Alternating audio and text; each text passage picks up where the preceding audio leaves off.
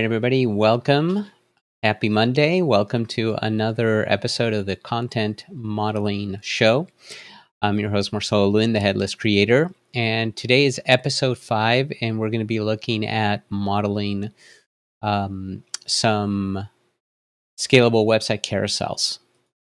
And this was actually inspired by, I'm going to make sure I say his name correctly, Matthew Gandor from prettygreen.com. He actually was asking via email how to do that and if I would cover that on the show. So I decided to do that today.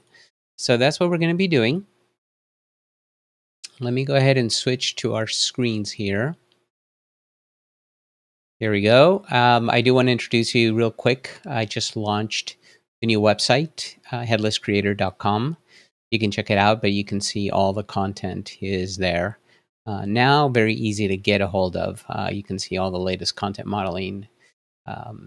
Show episodes are there, podcasts, tutorials, you can get everything. So just go to headlesscreator.com and you'll be able to get your content there for free, 100%. So let's go ahead and switch now and let's talk a little bit about carousels. And let's look at the one from Matthew, his website. If we look at, he told me that his website, made.com, I think it's his website, or at least a website that he likes some of the carousels on. There's some good examples. So if we scroll down, or actually scroll up, we can see there's a carousel here that you can scroll. And it's made up of products. So you have product that has a description and a price. And you can scroll right or left, and then when you click on the product, it takes you to the page. Pretty standard carousel. There is one here that's a little bit more complicated, and it's really interesting. It's this one right here. And he's talking about doing something where not only can you scroll, but also you would have these hotspots. It's like, how would you create something like this in a carousel itself? Now, this isn't in a carousel, but it does have hotspots. So maybe the ability to have an image with multiple hotspots and be able to create on the hotspots themselves. So that would be kind of an interesting idea of doing a carousel. Here's another one. Again, it's product related. So there's a few there. I did look around a little bit more and I found a couple. Here's one where you have like step 1, you have a heading, a description, and then you have some sort of image here that's being controlled. Step 2, step 3, and you can see that just by hovering over, it goes automatically.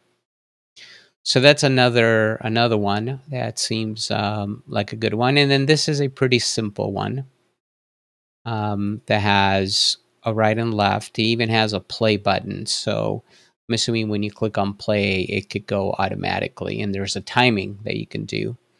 And you can see if we pause this, you can click on. So there's a CTA as well for it. So why don't we go ahead and try and model some of these. Let me show you my modeling template. Here's my modeling template, and if you will watch any of the previous episodes, you'll learn about all the standards that I put. But basically, we have content types and components, and we have cardinality relationships between them. There's field types, and there's some attributes. For example, if it's required, if it's unique.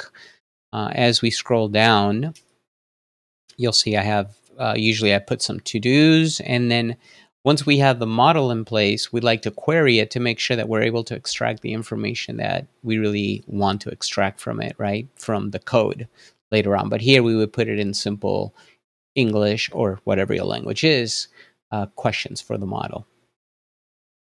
Alrighty.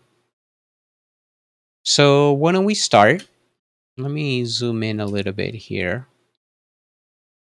And let's look at this, and let's look at this